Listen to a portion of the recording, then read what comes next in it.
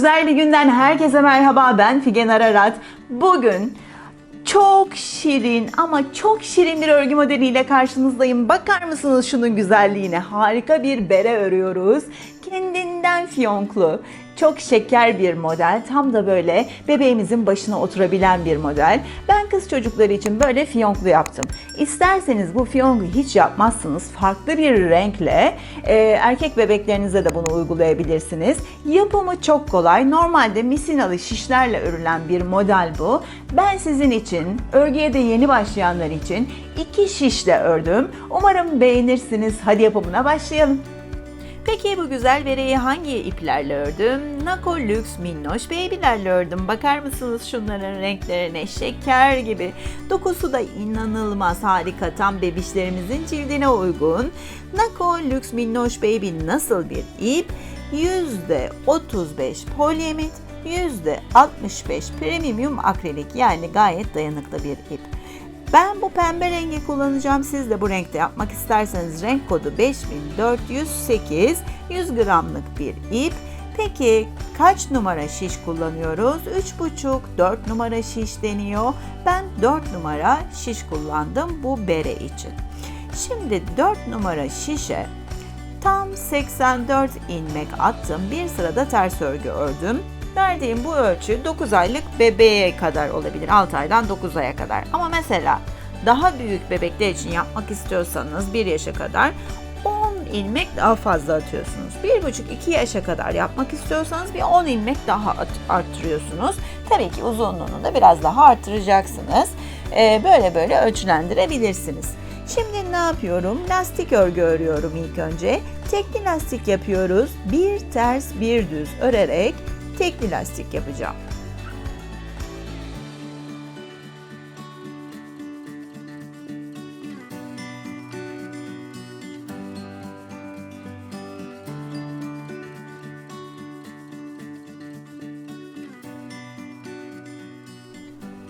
Bir sırayı ördük. Diğer yüzünde de hangi ilmeğe ne ördüysek onu yapıyoruz. Yine ters örgü geldi. Bir ters bir düz örerek tam 7 sıra lastik örgü yapıyoruz.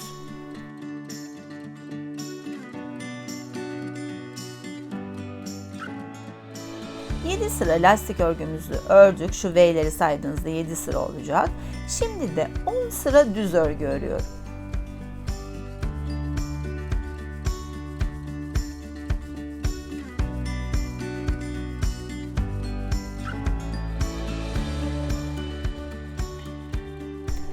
Sıra düz örgü ördüm. Bunu nasıl sayabiliriz? Arkadan şöyle tek tek bakın. Şuralardan saydığınızda ters örgüleri 10 sıra olacak. Daha kolay sayabilirsiniz. Şimdi sıra geldi fiyonk kısmına. Şurada hani fiyonk kısmı var ya. Onu da yine Nako Lux Minnoş Baby'nin beyaz rengiyle yapıyorum. Renk kodu 208. Farklı renklerde de yapabilirsiniz dediğim gibi. Şimdi ipimi değiştiriyorum. Yine düz örgü olarak öreceğim. Beyaz renkle 7 sıra olana kadar düz örgü örüyorum. İpi düz örgü yaptığım için ön yüzünde değiştiriyorum, bağlıyorum. Bakın. Çünkü ipi değiştirme izim arka tarafa gelsin diye.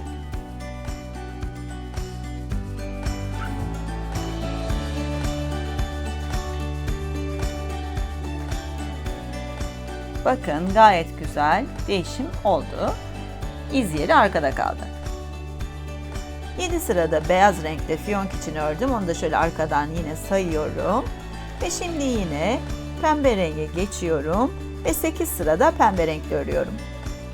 8 sırada pembe ile ördüm. Bakın şuradan sayabiliriz yine rahatlıkla.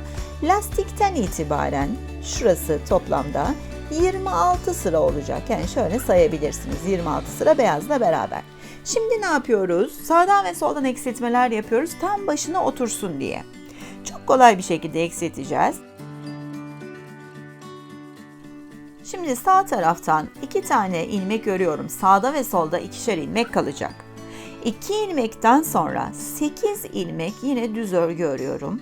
Yani toplamda 10 ilmek oluyor ama her 8 ilmekten sonra eksiltme yapacağım için kafanızda 8'i tutun. Sağda ve solda 2 ilmek oluyor ve 8 ilmek örüyoruz. Şöyle 8 ilmeği ördükten sonraki 2 tane ilmeği birlikte şöyle örerek, düz örgü olarak örerek eksiltiyoruz. Şimdi yine aynı şekilde 8 tane ilmeği düz örgü olarak öreceğim.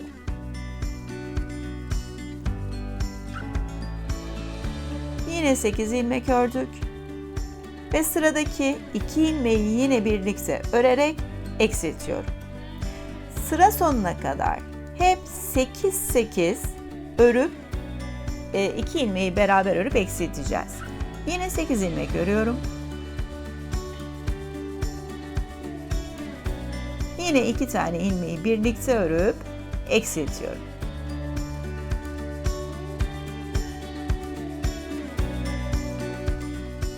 Sekiz ilmeği ördüm. 2 tane ilmeği birlikte örüp eksiltiyorum. Yine sıra sonunda dediğim gibi 2 tane ilmek kaldı. Bunlar sabit bir şekilde kalacak başta ve sonda 2 ilmek. Aralarda da her 8 ilmekten sonra 2 ilmeği birlikte örüp eksiltiyoruz. Çok düzgün bir eksiltme oluyor bu. Diğer yüzünde ise hiçbir şey yapmadan hepsini ters örgü olarak örüyorum.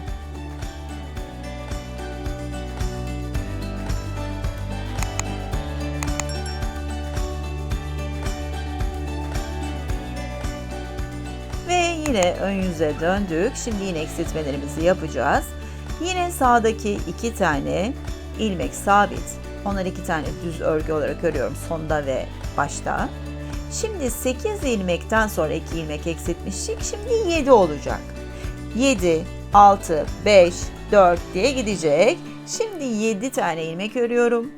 Aslında çok basit, çok kolay. Şöyle 7 ilmek örelim. Ve 2 tane ilmeği 7 ilmekten sonraki 2 ilmeği birlikte düz örgü olarak örüp eksiltiyorum. Şimdi yine 7 tane ilmek öreceğim. Sıra sonuna kadar böyle 7 ilmek örüp ardından gelen 2 ilmeği birlikte örüp eksiltiyorum.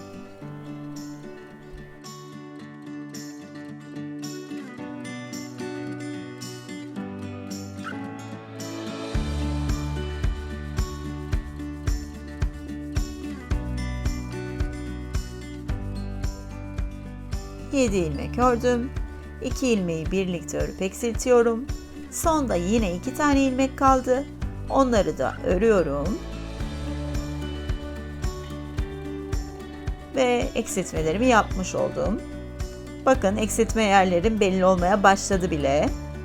Çok düzgün bir eksiltme oluyor. Tam başa oturuyor dediğim gibi. Şimdi hepsini ters örgü olarak örüyorum.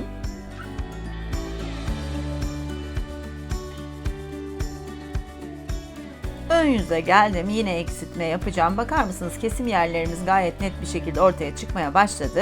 7 idi 6'ya düşüyor. 6, 5, 4, 3, 2 diye devam edecek. Ön yüzde eksiltme yapıyoruz. Arka yüzde ters örgü örüyoruz. Hiçbir eksiltme yapmıyoruz. Sağda ve solda da 2'şer ilmek sabit oluyor. Aslında çok basit. Şimdi yine sağdan 2 tane ilmeğimi düz örgü olarak örüyorum.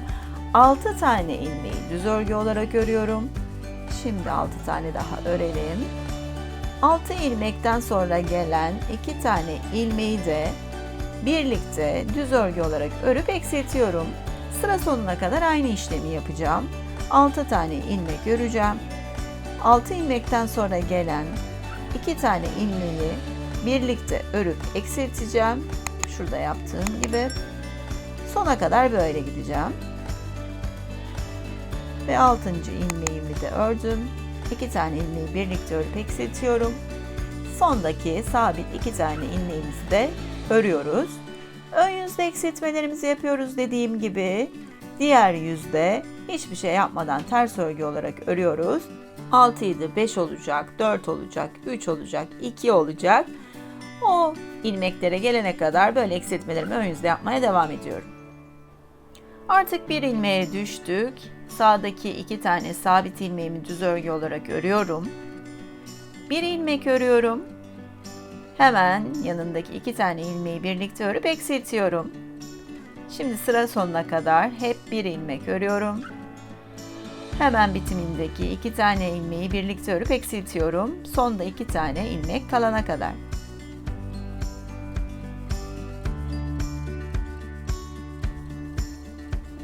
Ve sonda 2 tane ilmek kaldı. Onları da düz örgü olarak örüyorum. Diğer yüzde yine hiçbir eksiltme yapmadan hepsini ters örgü olarak örüyorum.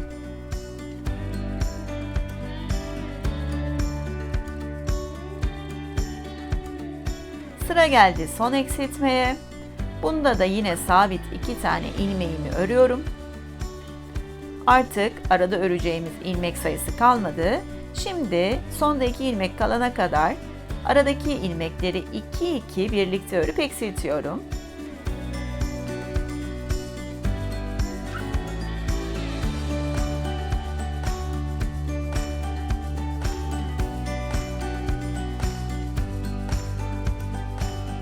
Ve son 2 ilmeği de birlikte örüp eksiltiyorum. Sondaki sabit 2 ilmeğim kaldı. Onları da örüyorum.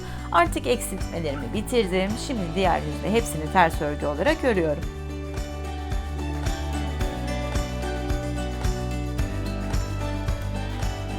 Tüm eksiltmeler bitti. Şimdi dikişe geçeceğiz. Hiç kapamayla uğraşmayacağım. İpimi biraz dikiş için uzun bıraktıktan sonra direkt iğneme geçiriyorum. Hiç dediğim gibi bitirmeyle uğraşmıyorum. Çünkü tepede sertlik yapsın istemiyorum. Şimdi şöyle ilmeklerin arasından iğnemi geçiriyorum. Çok kolay bir yöntem. Çok da güzel oluyor. Şöyle iğnemi geçiriyorum ve hafifçe çekip büzüyorum. Zaten ilmek adedimiz çok az da hiçbir potluk yapmıyor. Bakın tamamen yuvarlak, çok hoş bir tepe oluyor berede. Çok güzel oturuyor bu yüzden de. Şimdi tam karşı taraftan da dikiyorum. Ve bakın iyice çekince kapanıyor. Çok azıcık bir boşluk kalıyor. Onu da karşılıklı dikiyorum. Şimdi tepe kısmı tamamen oturdu, oldu. Şimdi kenardaki açık olan kısmı aşağıya kadar dümdüz dikeceğim. Ben işsiz dikiş yapıyorum düz örgüde. Yani sanki gerçekten misinalı şişle örülmüş gibi oluyor. Şöyle V'lerin arasındaki ilmeklerden geçiriyorum ipimi. Beyaz kısmı beyaz iple dikiyorum. Hiçbir renk ayrımı olmasın diye.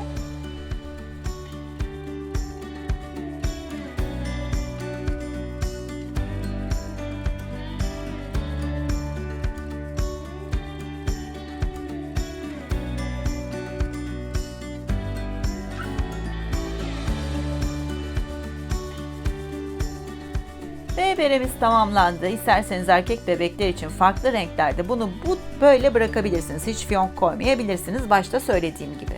Ama şimdi ben fiyonk için 20 tane ilmek attım. 10 sırada haroşa ördüm. Yani dikdörtgen bir parça ördüm haroşa olarak. Şimdi bunu şöyle ortadan büzeceğim, toplayacağım. Ve beyaz kısma, o ördüğümüz beyaz kısma beyaz iple monte edeceğim. Çok da basit bir şekilde olacak. Tam beyaz kısmın bitim yerinden çıkıyorum. Şöyle dikdörtgen parçayı koyuyorum. Hafif elimle büzdürüyorum. Tam ortadan. Şöyle beyazın üst kısmını bitim yerine bir alt bir üst olarak ipi doluyormuşçasına şöyle bakın fiyonku monte edeceğim. Harika bir şekilde fiyonk oluşmuş olacak.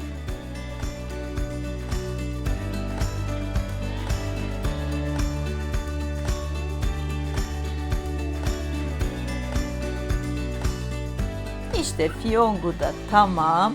Tam bebişlerimizin başına uygun harika fiyonklu şapkamız hazır.